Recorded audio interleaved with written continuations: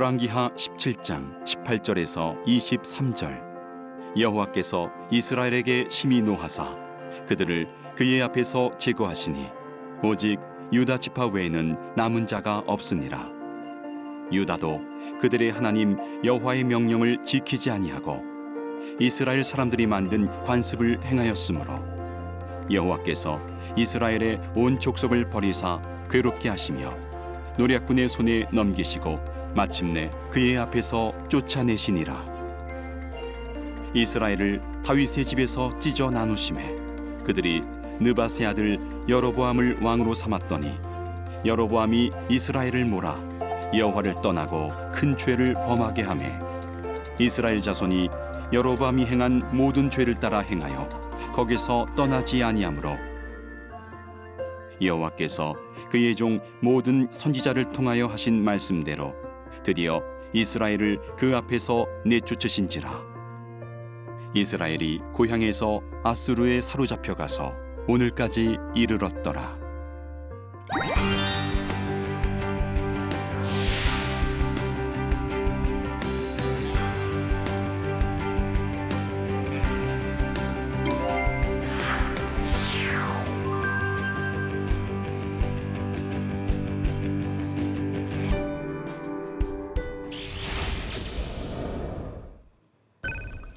안녕하십니까. 열왕기하 강의를 맡은 권혁승 교수입니다.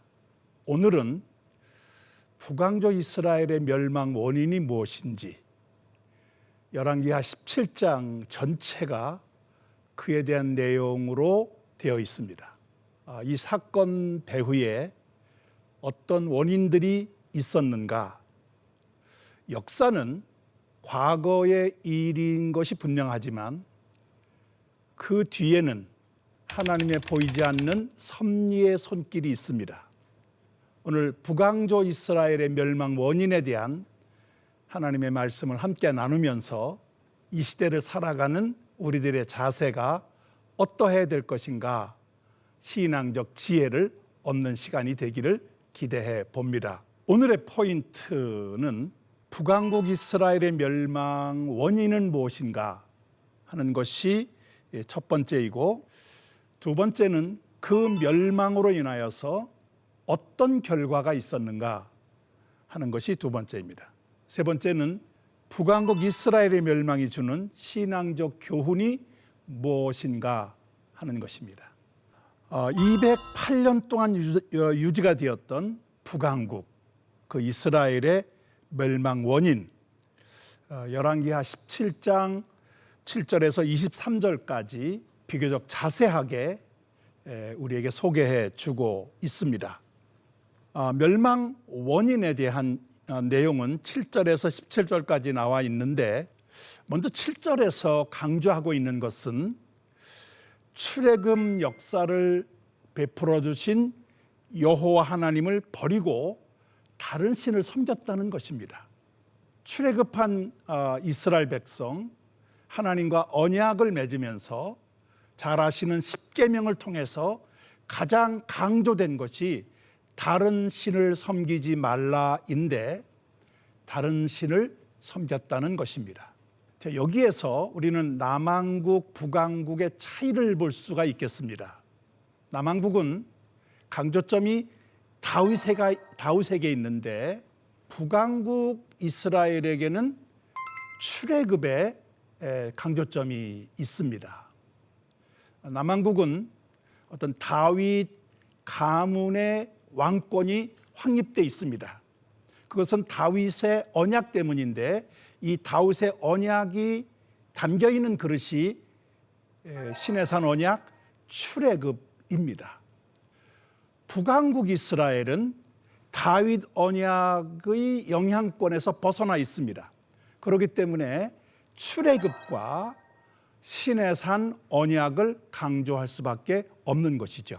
두 번째 8절에 보면 이들이 행했던 구체적인 잘못을 두 가지로 지적하는데, 이방 사람의 규례를 따랐다는 것이고, 또 하나는 이스라엘 왕들이 세운 율례를 따랐다는 것입니다. 남왕국 유다와 북왕국 이스라엘 모두가 다 모법이 있습니다. 그 모법은 시내산 언약에 나오는 언약법입니다. 특히 신명기 17장에 보면 왕도에 대한 내용이 나옵니다. 왕이 지켜야 될 규례가 따로 있었습니다. 근데 여기서 말하는 이스라엘 왕들이 세운 율례라고 하는 것은 그런 것과 상관없이 자신들의 왕권을 유지하기 위한 법을 만들었다는 것입니다. 내적으로는 왕을 위한 법, 그리고 이방 사람들이 세운 규례를 받아들여서 이방의 우상들까지 섬겼다 하는 것입니다. 전국에 산당을 세워 분향하고 거기서 우상 숭배를 했다고 지적을 합니다.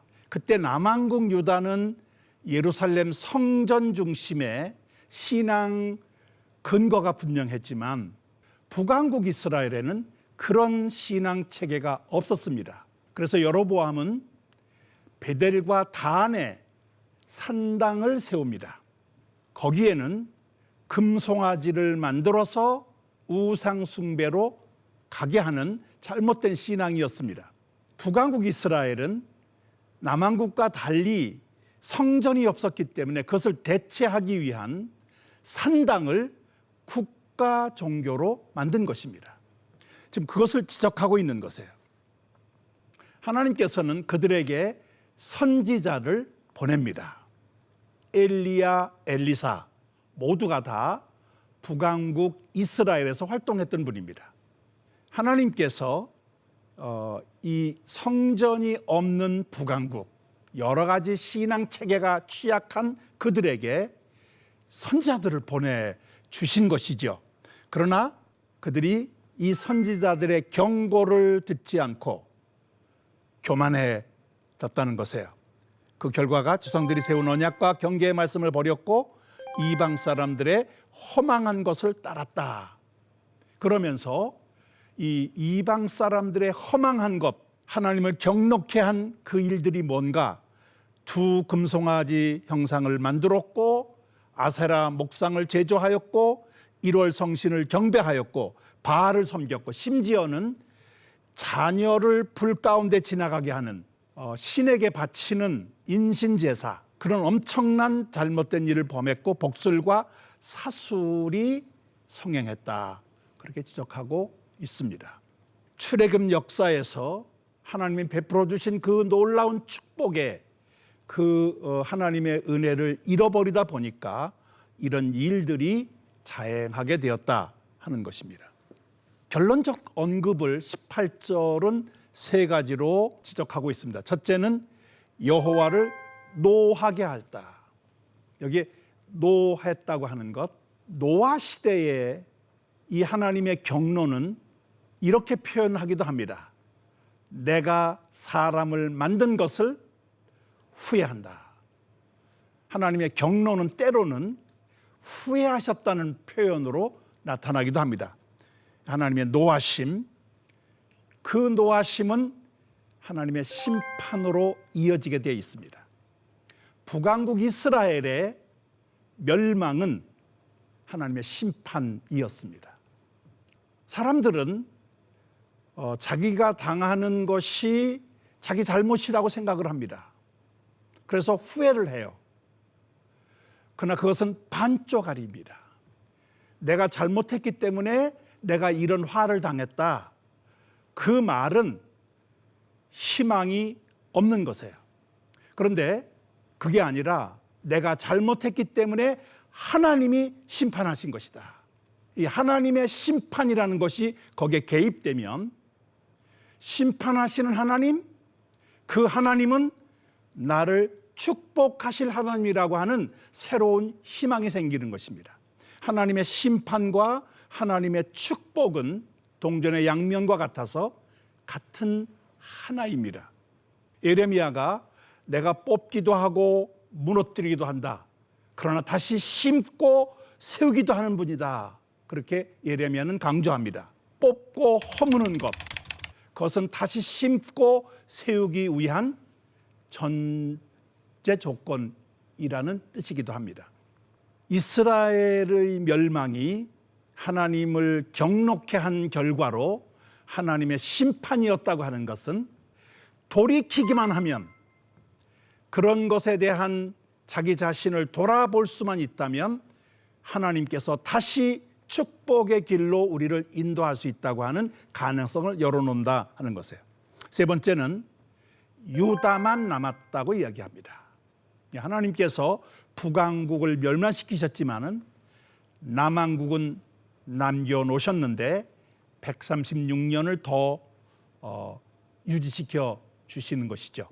여기에 북왕국 이스라엘의 멸망은 북왕국 이스라엘의 멸망 원인을 이야기하는 것과 함께 남왕국 유다에 대한 경고 의미도 있다 하는 것을 여기서 찾아볼 수 있겠습니다. 그래서 그 다음에 이어지는 것이 19절로 20절에 나오는 것이 남왕국 유다를 향한 경고입니다. 남왕국 유다 역시 여호와의 명령을 지키지 않고 있다는 것이에요. 앞으로 계속해서 반복돼 나오는 내용 중에 하나가 산당을 제거하지 않았다는 말이 계속 나옵니다. 그래서 여호와께서는 이스라엘의 온 족속, 여기에 이스라엘 온 족속은 남왕국 유다와 북왕국 이스라엘을 다 포함한 이스라엘 민족 전체, 이 민족 전체를 하나님께서 버리실 것이다. 그래서 노략군의 손에 넘겨지게 될 거다. 남왕국 유다에 대한 경고가 이 멸망 원인과 함께 주어진다는 것을 우리는 기억할 필요가 있겠습니다. 21절로 23절에 멸망 이후의 반복적 언급과 요약이 다시 한번 나옵니다. 이스라엘, 북왕국 이스라엘이 다윗의 집에서 남왕국 유다에서부터 찢겨져 나누었다, 분열이 됐다는 것이죠. 그런데 이 분열을 일으켰던 여로보암이 여호와를 떠나 큰 죄를 짓게 하였다. 여로보암이 했던 것 중에 가장 큰 죄는 베델과 단에 금송아지를 만들어 놓고 이스라엘로 하여금 우상을 섬기도록 했다는 것, 우리가 앞서서 자주 언급됐던 내용입니다. 이스라엘 자손은 여로보암의 죄에서 떠나지를 않고 계속 그 흐름을 유지했다는 것이고, 선지자들을 통해서 경고의 말씀이 주어졌음에도 불구하고 듣지 않았다는 것입니다. 그래서 하나님이 경고하신 그대로 아수르에게 이스라엘은 사로잡혀 가게 되었다. 이것이 다시 한번 반복해서 언급하는 요약입니다.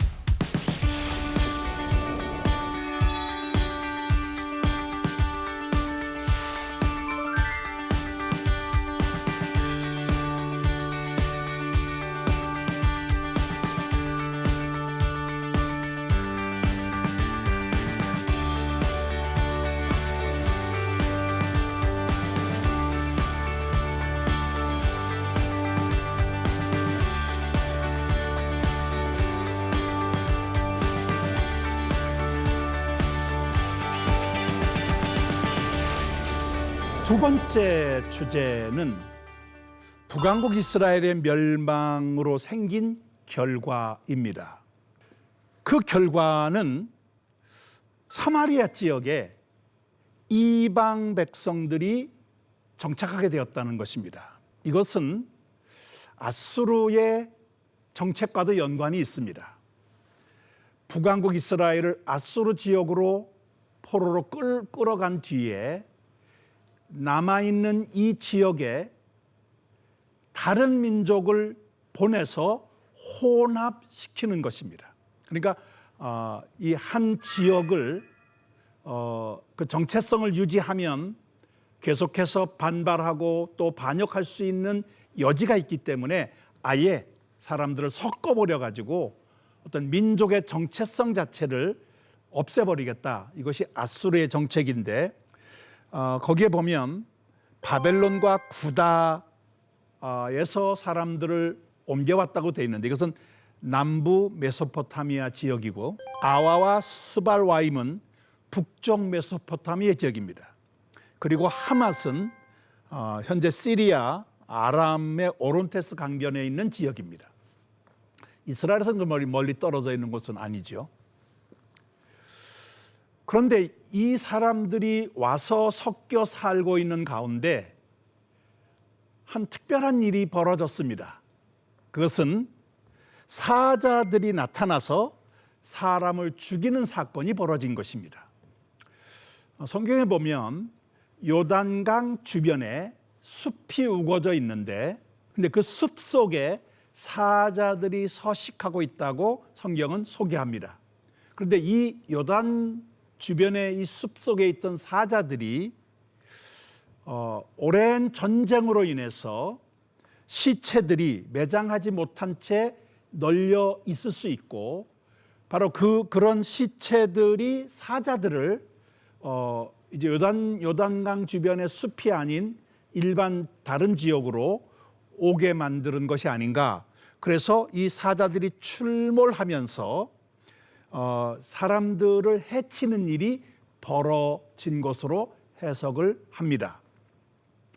특별한 사건이 벌어진 것이죠. 그런데 그 당시 사람들이 이 사자들의 출현이 그 땅의 신, 다른 지역에서 온 사람들이 잘 모르기 때문에 그 땅의 신이라고 표현했지만, 이것이 이제 이스라엘의 여호와 하나님을 의미하는 것이죠. 그 땅의 신의 법을 알지 못한 것에서 기인했다고 해석을 합니다. 그러니까 다른 지방에서 온 사람들이 그 지방의 신의 법을 모르니까 그 지방의 신이 분노해서 사자들을 출몰케 하고 그 사자에 의해서 사람들이 잡혀먹었다, 이런 해석입니다. 그래서 이 문제 해결을 위해서 아수르 왕에게 이제 이 사실을 알리게 되었고, 아수르 왕은 이스라엘에 사로잡혀온 사람 가운데 제사장을 선택해서 그쪽으로 보내 하나님의 법을 가르치게 합니다.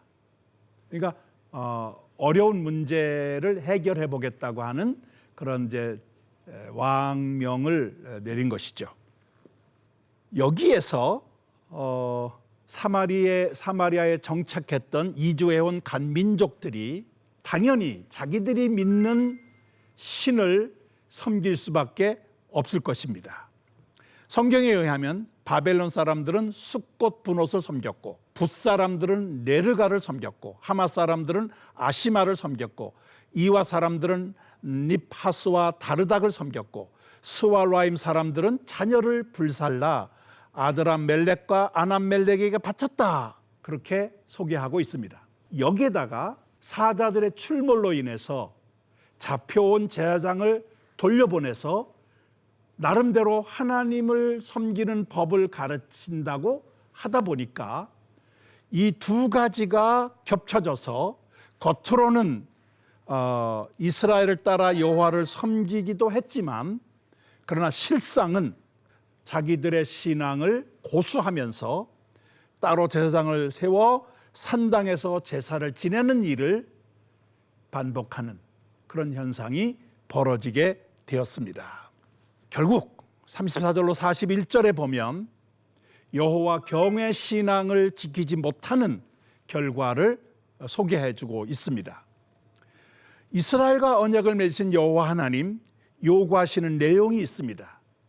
그것은 우리가 시내산 언약을 통해서 잘 알고 있는데, 다른 신을 경외하거나 제사하는 것을 금지하고 있고, 큰 능력과 편팔로 출애굽을 시킨 여호와만 경외하고 예배하며 섬겨야 된다. 여호와께서 주신 율례와 법도와 율법과 계명을 영원히 지켜 행할 것, 그러면서 하나님의 언약을 잊지 말아라. 만약 여호와만 경외하면 원수의 손에서 건져 주실 것이다. 이것이 분명하게 제시가 되어 있는데, 다른 지방에서 온 사람들과 섞여 지나면서 이스라엘은 여호와를 신앙하는 그 전통 바른 신앙을 버리고 이전 풍속대로 행하게 되었고, 그러한 상황은 이제 여호와와 이방신을 겸하여 섬기는 혼합주의가 된 것입니다. 여기에서 우리가 신약 성경에 자세하게 소개되어 있고 자주 이야기되고 있는 사마리아 사람의 등장 배경이 여기에서 시작이 됩니다. 이 당시에는 이 성경이 기록될 당시에는 사마리아인이라고 하는 정체성이 따로 있지는 않았었습니다.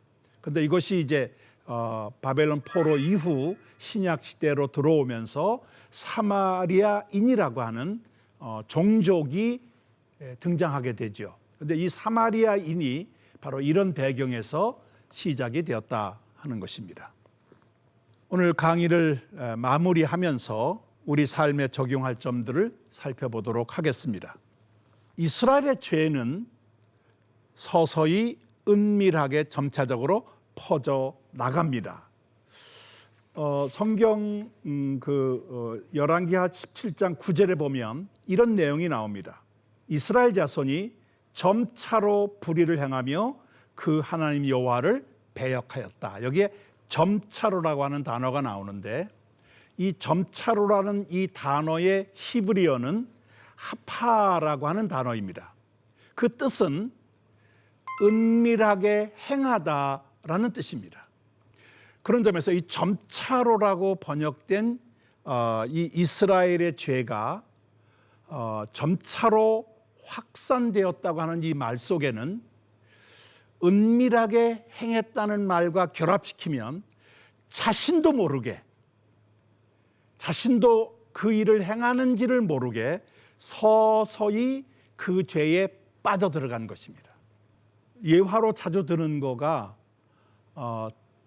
뜨거운 물에 개구리를 집어넣으면 튀어나오지만 차가운 물에 개구리를 집어넣고 서서히 불을 떼서 온도를 높이면 나중에 펄펄 끓는 물이 되어도 빠져나오지 못하고 죽는다 하는 예화를 자주 사용합니다. 마찬가지로 죄도 서서히 퍼져 들어오면 자신도 모른 채, 내가 죄를 짓는 것 자체도 모른 채 잘못을 범할 수 있다는 것입니다. 바울은 그런 우리를 향해서 고린도후서 4장 16절에 우리의 겉사람은 낡아지만 우리의 속사람은 날로 새로워진다고 이야기합니다. 여기에 날로 새로워진다. 이 말은 우리가 하나님 앞에 내 자신을 돌아보는 주기가 24시간 하루라는 뜻입니다. 왜 그렇게 해야 할까요? 서서히 침입해 들어오는 죄의 영향력을 극복하기 위한 방법인 것입니다. 매일매일 신앙일지를 쓰며 기도하며 하나님 앞에 나아가는 이 시간을 우리가 놓치지 않는 것, 이것이 점차로 하나님을 떠나 범죄한 이스라엘의 잘못을 극복하는 길입니다. 두 번째, 멸망이라는 결과가 있기 전 선지자들을 통한 경고의 말씀이 있었다. 문제는 그 경고의 말씀을 듣지 않은 것이 문제죠. 지금도 하나님의 말씀은 보이게 보이지 않게 우리에게 매일매일 전달됩니다. 이 안에 수없이 많은 전파가 있듯이 주파수만 맞으면 언제라도 그 주파수에 맞는 소리를 들을 수 있는 것처럼 선지자들을 통한 하나님의 경고는 지금도 우리에게 여전히 유효한데 주파수를 맞추지 못하는 안타까움이 이스라엘에게 있었습니다. 우리에게도 있을 수 있다는 것이죠. 겉으로는 여호와의 신앙을 가지고 있었지만 속은 여전히 우상 숭배에 빠질 수 있음을 주의해야 된다. 그렇습니다. 결국 나와의 싸움인데 내가 우상인 것이에요. 그런데 하나님께서는 그 나를 내려놓으라고 말합니다. 내가 내려놓지 않으면 여호와의 신앙을 이야기하지만 결국은 우상을 섬기는 것과 마찬가지입니다. 오늘 우리에게 주는 교훈을 그렇게 새기시는 시간이 되기를 바랍니다. 오늘 강의는 여기까지입니다. 다음 강의는 남북 병행 시기, 북왕국 이스라엘의 마지막 왕들과 함께 역사를 공유했던 남왕국 유다의 역사를 살펴보는 시간을 갖겠습니다. 감사합니다.